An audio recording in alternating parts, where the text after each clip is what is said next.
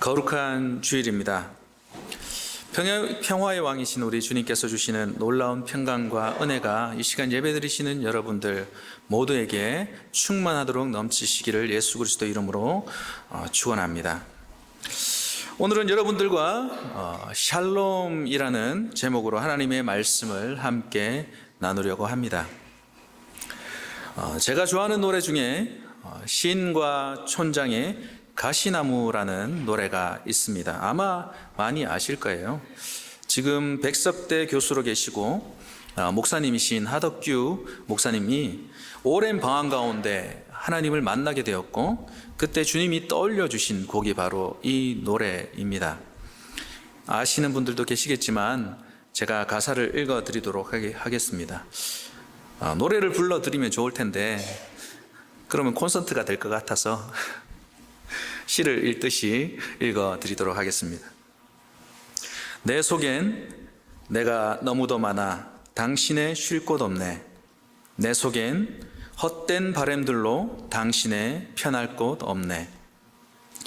내 속엔 내가 어쩔 수 없는 어둠, 당신의 쉴 자리를 뺏고, 내 속엔 내가 이길 수 없는 슬픔, 무성한 가시나무 숲 같네. 바람만 불면 그 메마른 가지 서로 부대끼며 울어대고, 쉴 곳을 찾아 지쳐 날아온 어린 새들도 가시에 찔려 날아가고, 바람만 불면 외롭고 또 괴로워 슬픈 노래를 부르던 날이 많았는데, 내 속엔 내가 너무도 많아서 당신의 쉴 곳 없네 라는 가사입니다. 이 노래는 대한민국 100대 명곡에 들어가는 노래라고 합니다. 그래서 많은 가수들이 리메이크를 해서 부르기도 했던 그런 노래이기도 합니다. 그만큼 많은 사람들의 가슴을 터치한, 감동을 준 그런 노래라고 할 수 있는 거죠.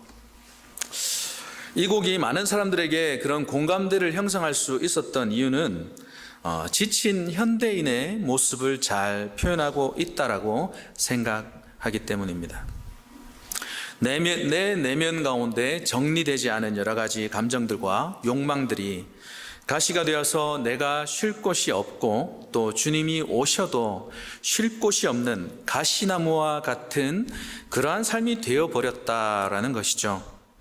마음의 평안을 잃어버린 상태인 것입니다.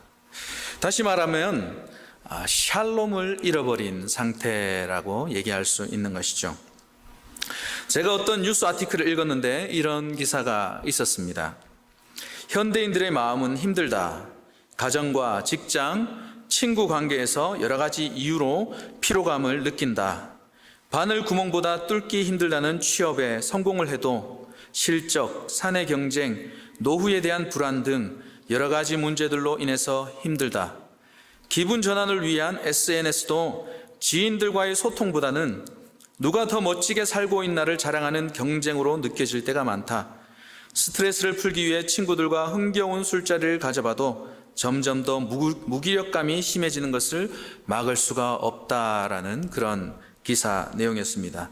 번아웃이 되어버린, 번아웃 신드롬에 빠져버린 현대인의 모습을 이야기하고 있습니다. 2019년에 세계보건기구에서 번아웃을 정확한 어떤 질병으로 분류를 한 것은 아니지만 만성적인 그런 스트레스 증후군으로 분류를 해서 위험한 카테고리에 넣었다라고 합니다. 그래서 의학적으로 질병은 아니지만 건강 상태에 악영향을 미칠 수 있는 그런 상태가 바로 번아웃이라고 얘기할 수 있는 것이죠. 번아웃의 사전적인 의미는 에너지를 소진한다라는 그런 뜻이 있고요. 다 타버렸다라고 얘기할 수도 있습니다. 그리고 가열이 되어서 고장이 났다 등으로 표현할 수도 있는 것이죠. 자동차가 있는데 자동차가 기름이 다 되어서 더 이상 움직이지 않는 것이죠. 기름이 있을 때는 정말 열심히 달렸는데 기름이 다 되어버린 것입니다. 그래서 더 이상 움직이지 않는 상태인 것입니다. 놀라운 것은 최근에 어떠한 설문조사에 의하면 한국인의 약 80%가 이 번아웃을 경험하고 있다는 것이죠. 1, 2%도 아니라 80% 정도가 이 번아웃을 경험하고 있다는 것입니다. 번아웃 증후군의 그런 증상은 의학지에 보니까 이렇게 얘기하고 있습니다. 기력이 없고 쇠약해진 느낌이 든다. 쉽게 짜증나고 노여움이 솟는다. 만성적인 감기, 요통, 두통과 같은 증상에 시달린다. 감정의 소진이 심해 우울하다는 감정을 느낀다. 업무량이 지나치게 많아진 것 같고 예전과 달리 열정이 사라졌다. 잠을 자도 피로가 누적되는 것 같고 이전에 비해 더 빨리 더 쉽게 지치는 것 같다. 속이 텅 빈 것 같고 일과 자기 자신, 인생에 대한 회의감이 든다라는 그런 증상으로 분류할 수 있다라고 얘기를 합니다. 혹시 우리 성도님들 중에 이런 번아웃 신드롬을 경험하고 계시는 분들은 없는지요? 바쁜 이민자의 삶 가운데서 또 여러 가지 해결해야 할 일들이 많습니다. 그리고 지치는 일들도 너무나 많죠. 탈진이 되고 소진이 되었다라고 이야기를 하는 것입니다. 신앙생활을 함에 있어서도 이런 번아웃이라는 순간이 찾아오는 것 같습니다. 열정이 상실되고 주님을 섬기고 예배하지만 매너리즘에 빠지죠. 어떤 감동도 없이 계속해서 그냥 그저 반복되어지는 그런 예배 생활입니다. 지치게 되고 쉽게 짜증이 나고 우울해지고 뭔가 채워지지 않는 텅 빈 것 같은 그런 상태, 무기력해지고 점점 믿음도 떨어져 있는 것 같은 그런 마음이 드는 것입니다. 그렇다면 영적인 번아웃에 있다라고 우리가 얘기할 수 있다라는 것이죠. 그런 우리들에게 주님은 오늘 말씀하십니다. 요한복음 14장 27절 말씀이죠. 평안을 너희에게 끼치노니 곧 나의 평안을 너희에게 주노라. 내가 너희에게 주는 것은 세상이 주는 것 같지 아니하니라. 너희는 마음에 근심하지도 말고 두려워하지도 말라. 아멘. 평안, 즉 샬롬을 우리들에게 주시겠다라고 주님께서 말씀하십니다. 그런데 오늘 이 말씀을 보면 주님께서 주시는 샬롬이 있고 세상이 주는 샬롬, 평안이 있다라고 말씀하고 있습니다. 세상이 주는 평안은 어떤 것이 있을까요? 세상이 약속하는 것만 같은 그런 평안들이 있습니다. 세상은 끊임없이 여러 매체들을 통해서 우리들에게 속상이죠. 세상 가운데 평안이 있다. 한 번 사는 인생 마음껏 즐겨라 라고 얘기를 합니다. 그래서 많은 사람들이 세상이 약속한 그 안정감이라고 얘기할 수 있죠. 평안, 여유 있는 삶, 안정된 삶, 그것을 얻기 위해서 달려가고 있는 것입니다. 그런데 가만히 멈춰서서 세상이 약속한 평안, 그 안정된 삶을 들여다보면 어떠한 특징들이 있다라는 것이죠. 세상이 약속하는 평안은 먼저는 조건적이라는 것입니다.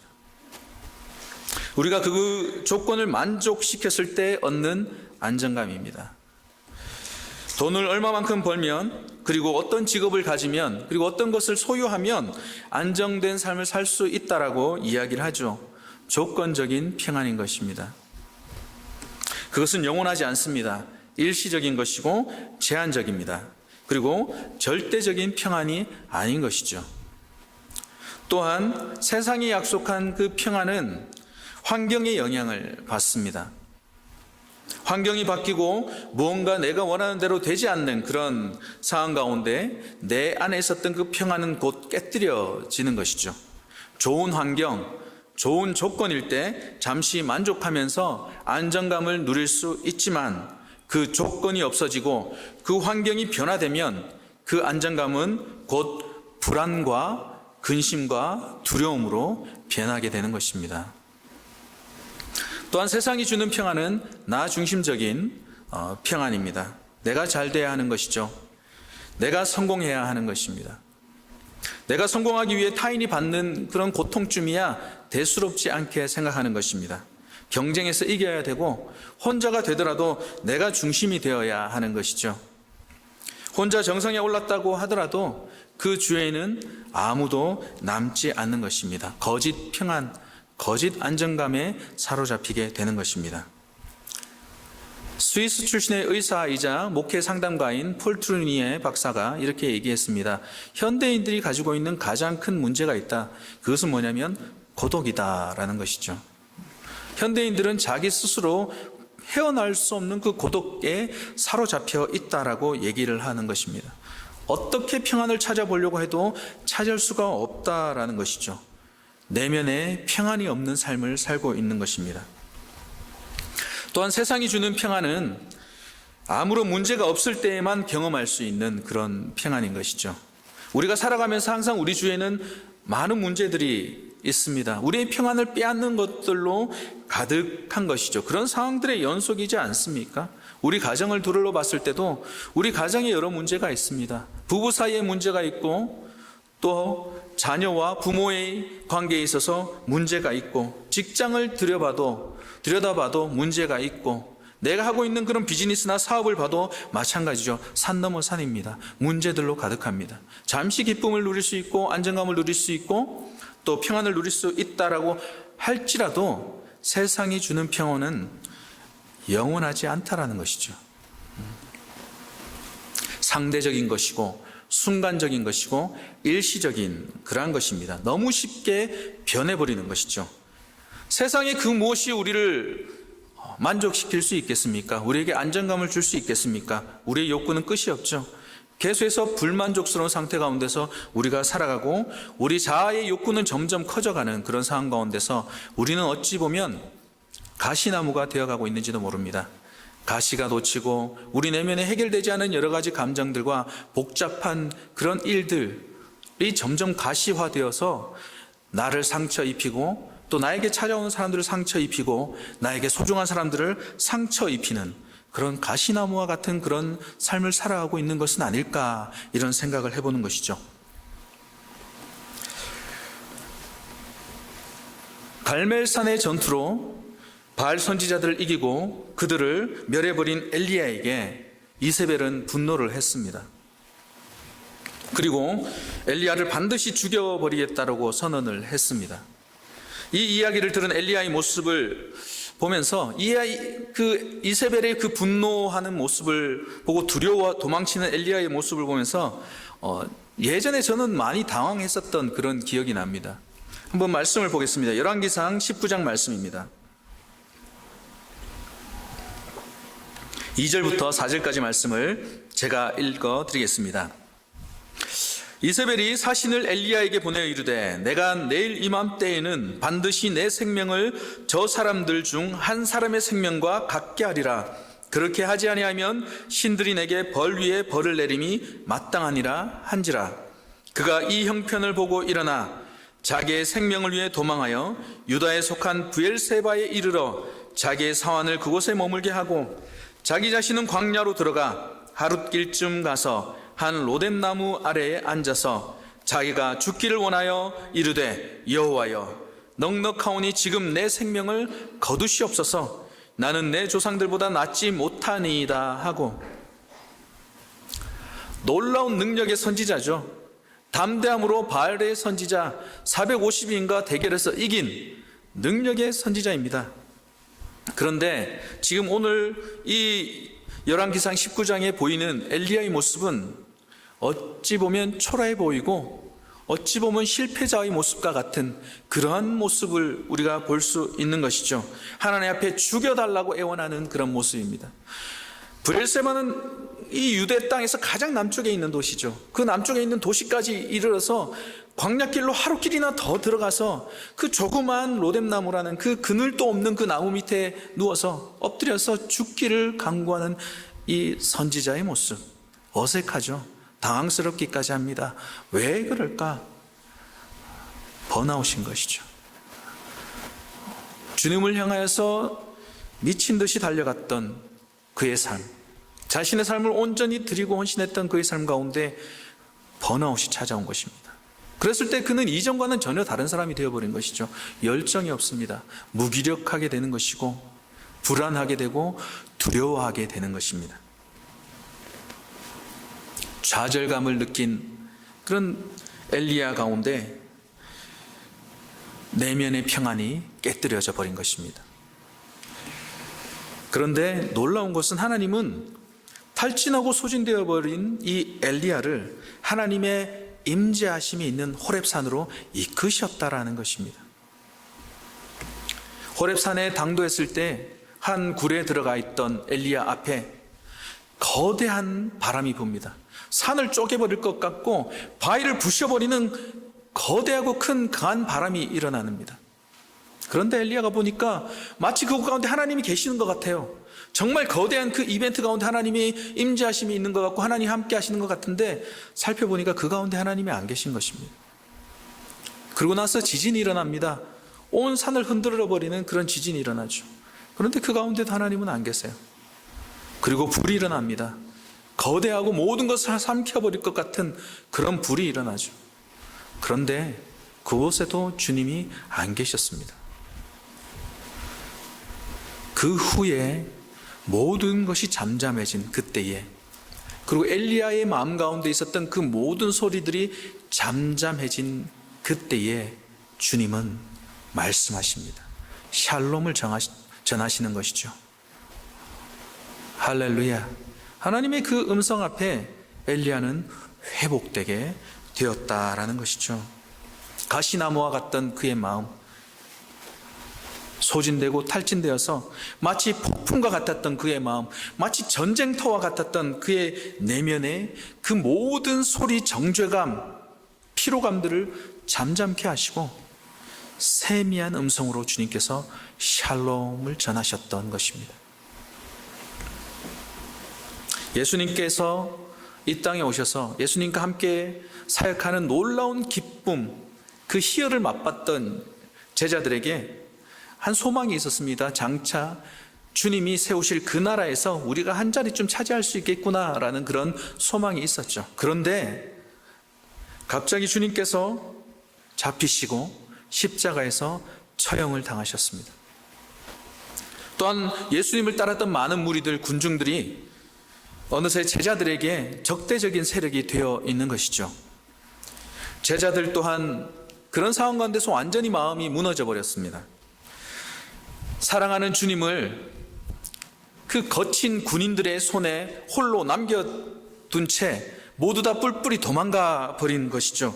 비겁하게 도망쳐 버렸습니다. 그들은 뭐라고 얘기했습니까? 우리가 죽기까지 주님을 따르겠습니다라고 얘기했던 그들이 그 군인들의 거친 손에 예수님을 그냥 버려두고 홀로 버려두고 도망가 버린 것이죠. 그리고 베드로는 저주하면서 예수님을 부인하기까지 했습니다.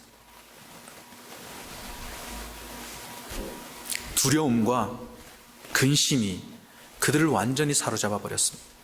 내면이 완전히 전쟁터가 되어버린 것이고 내면 가운데 완전히 폭풍으로 휩싸여버린 그런 상황, 소진되고 탈진되고 인생의 목적을 상실해버린 그런 상황, 샬롬이 깨뜨려진 그런 상황 가운데 제자들이 놓이게 되었다라는 것입니다. 그런데 놀라운 것은 그런 그들에게 주님이 오셨습니다. 요한복음 20장 19절 말씀입니다. 요한복음 20장 19절 말씀 우리가 한번 다 같이 읽어보도록 하겠습니다. 요한복음 20장 19절 말씀 다 같이 읽어보도록 하겠습니다. 시작. 이날 곧 안식 후 첫날 저녁 때에 제자들이 유대인들을 두려워하여 모인 곳에 문들을 닫았더니 예수께서 오사 가운데 서서 이르시되 너희에게 평강이 있을지어다. 아멘. 제자들은 유대인들이 두려워서 집안의 문들을 꽁꽁 닫아버렸습니다. 완전히 닫아버린 것이죠. 누구도 못 들어오게 닫아버렸습니다. 아마 그들의 마음도 완전히 닫혀버렸을 것입니다. 그 누구도 들어오지 못하게 부끄러움과 수치심 가운데, 두려움과 근심 가운데 그들의 마음의 문 또한 완전히 닫혀버린 그런 상황이었던 것이죠. 기쁨이 없고 무기력하고 근심과 걱정에 휩싸인 그런 상황 가운데 그 꽉 막힌 그 문들을 뚫고 주님께서 그들 가운데 오셨다라는 것이죠. 그들이 문을 열어드리지 않았습니다. 그들이 적극적으로 뭔가를 행하지 않았다는 것이죠. 주님이 오셨네? 문을 열어드리자라고 그들이 문을 열어드린 적이 없습니다. 그런데 주님께서 닫혀있는 그들의 문을 통과해서 그들 가운데 임재하신 것이죠. 우리가 스스로 회복되어지기 원하는 것보다 우리 주님은 더 간절하게 우리가 회복되어지기를 원하십니다. 우리 내면의 샬롬을 회복하기를 원하신다는 것이죠. 왜냐하면 우리 주님은 당신의 제자들을 사랑하시되 끝까지 사랑하시는 분이시기 때문에 그렇습니다. 결코 당신의 백성들을 놓지 아니하시는 그 주님께서 그 당신의 백성들을 위해서 기꺼이 이 땅 가운데 오셔서 십자가를 지신 주님, 당신의 삶을 온전히 들여서 그들을 살리신 그 주님은 기꺼이 그 제자들에게 찾아오셨고 그 제자들 가운데 서셨다라는 것이죠. 그리고 주님께서는 사랑하는 제자들에게 말씀하십니다. 평강이 있을지어다, 샬롬이 있을지어다 라고 말씀하신 것입니다. 오늘 이 시간 주님께서 우리들 가운데 함께 하십니다. 아멘. 함께 하신 그 주님께서 우리에게 말씀하십니다.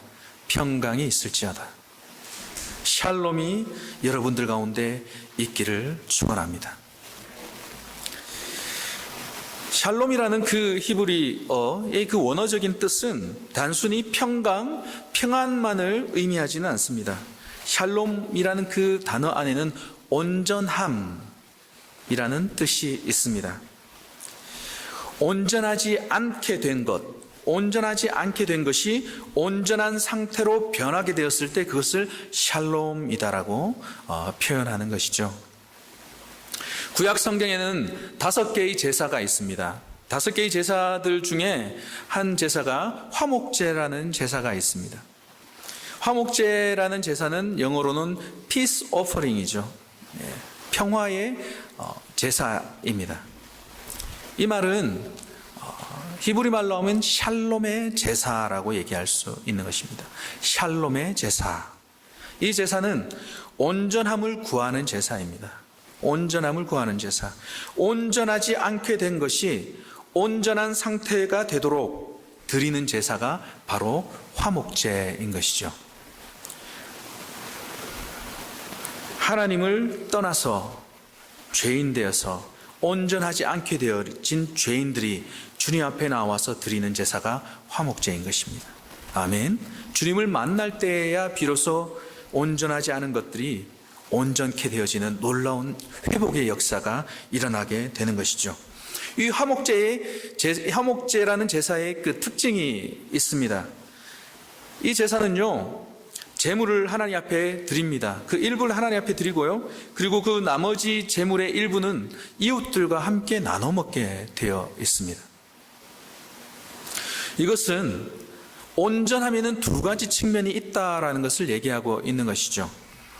창조주 하나님을 떠난 자들이 하나님 앞으로 돌아올 때 온전케 되어졌다. 하나님을 떠난 상태, 하나님의 임재하심을 상실한 상태가 샬롬이 깨뜨려진 상태인 것이죠. 온전케 되지 않은 상태입니다. 그래서 예수님께서는 샬롬이 깨뜨려진 그 제자들에게 오셔서 평안이 있을지어다, 샬롬이 회복되어질지어다 라고 말씀하셨다라는 것이죠. 그 말씀을 하시고 나서 요한복음 20장 22절에 예수님께서 이렇게 덧붙여서 말씀하십니다. 이 말씀을 하시고 그들을 향하사 숨을 내쉬며 이르시되 성령을 받으라.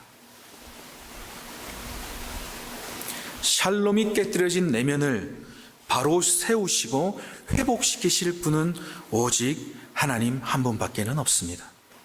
성령께서 우리 가운데 임하셔서 우리를 온전히 덮으실 때 우리 가운데 무너졌던 그 모든 샬롬이 온전히 새롭게 세워진다라는 것이죠. 그러므로 우리는 성령의 충만함을 받아야 할 것입니다.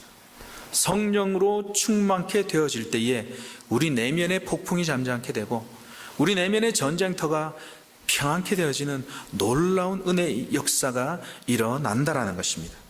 그리고 또 온전함의 또 다른 측면은 이웃과의 관계입니다. 우리가 하나님께 집중을 합니다. 그리고 성령으로 충만케 되었고 온전케 됨을 향해서 나아가고 있죠. 그런데 내 주위에 있는 형제 자매들은 온전치 못합니다. 그런 상황 가운데 나만 온전케 되고 나만 성령으로 충만하고 나만 내면의 평화를 회복하면 끝인가라는 질문이 우리에게 주어지는 것이죠. 내 주의 지체들이 온전하지 못한데 고통, 고난 가운데 있는데 그들의 내면 가운데 샬롬이 깨뜨려진 상황 가운데 나만 온전해져서 기뻐하고 감사할 수 있는가?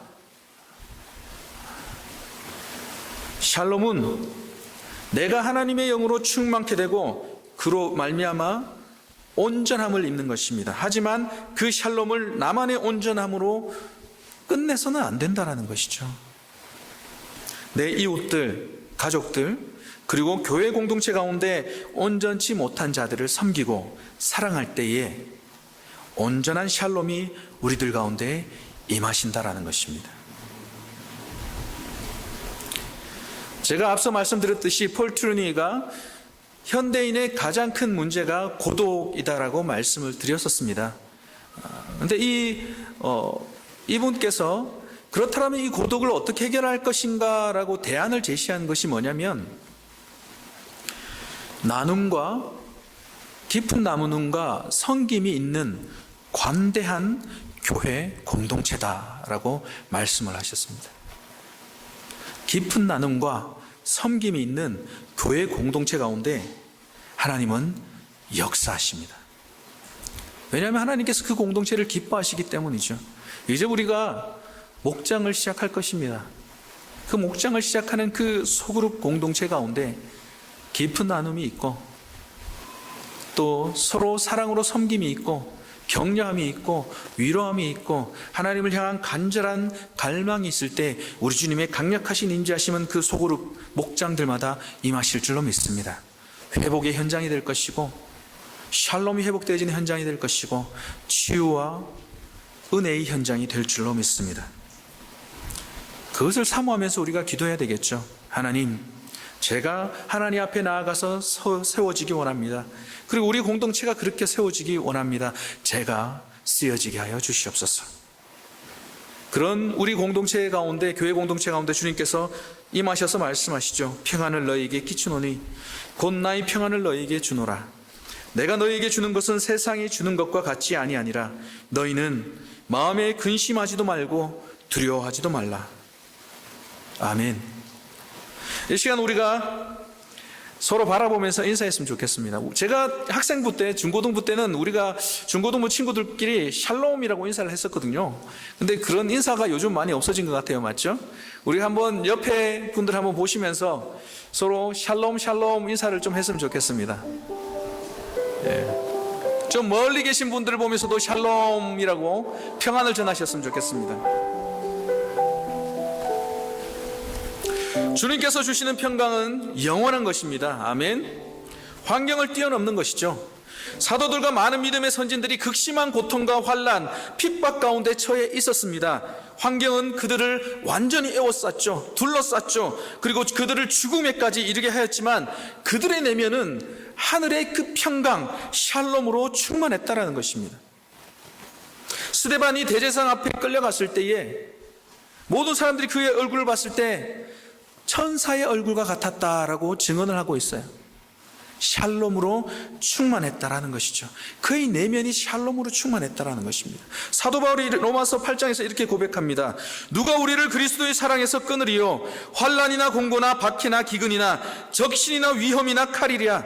기록된 바 우리가 종일 주를 위하여 죽임을 당하게 되며 도살당할 양같이 여김을 받았나이다 함과 같으니라. 그러나 이 모든 일에 우리를 사랑하시는 이로 말미암아 우리가 넉넉히 이기느니라. 내가 확신하노니 사망이나 생명이나 천사들이나 권세자들이나 현재 일이나 장래 일이나 능력이나 높음이나 깊음이나 다른 어떤 피조물이라도 우리를 우리 주 그리스도 예수 안에 있는 하나님의 사랑에서 끊을 수 없으리라. 환경이 나를 압도하고 나를 지치게 하고 더 이상 나를 버틸 수 없을 만큼 힘들게 할지라도 그 모든 상황을 이겨낼 힘이 우리들 가운데 주어졌다라는 것입니다. 임마누엘 되신 하나님께서 우리와 함께 하신다라는 것이죠. 하나님의 그 신실하신 사랑이 우리를 붙드셔서 우리를 그 모든 상황과 환경을 뛰어넘는 평안으로 덮으실 것이라는 것입니다. 아멘. 두려워하지 않고 걱정하지 않게 되는 그런 믿음으로 나아가게 된다는 것입니다. 폭풍 가운데 있는 제자들에게 주님께서 오셔서 말씀하시죠. 폭풍 가운데 두려워서 죽게 된 제자들에게 주님께서 말씀하십니다. 내니 두려워하지 말라. 여러분들, 혹시 압도당하는 여러 가지 문제 가운데 더 이상 열심을 내려고 해도 열심이 나오지 않고 기쁨이 없고 평안을 잃어버린 것만 같은 그 상황 가운데 계십니까? 지쳐 있으십니까? 늘 피곤함 가운데 계십니까? 소망을 잃어버리진 않으셨습니까? 두려워하진 않으십니까? 그런 우리들에게 주님이 오셔서 말씀하십니다. 내니 두려워 말라. 할렐루야. 그 주님이 우리의 인생의 키를 잡으셨습니다. 우리를 이끄신다는 것이죠. 그리고 우리에게 주시는 것은 절대로 세상이 빼앗을 수도 없고 흉내도 낼 수 없는 절대적인 하늘의 샬롬이라는 것입니다. 그러므로 우리는 주님 앞으로 더 가까이 나아가야 될 것입니다. 하나님, 제가 가시나무와 같습니다. 하나님, 내 상황이 이렇습니다. 샬롬을 회복시켜 주시옵소서. 하늘로부터 부어지는 놀라운 그 샬롬이 나를 온전히 덮어 주시옵소서. 이렇게 간절함으로 나아가는 당신의 백성들을 주님은 결코 멸시치 아니하시고 절대 깨뜨릴 수 없는 평안으로 우리 한 사람 한 사람을 채워 주실 줄로 믿습니다. 아멘. 이 시간 함께 찬양하기를 원합니다.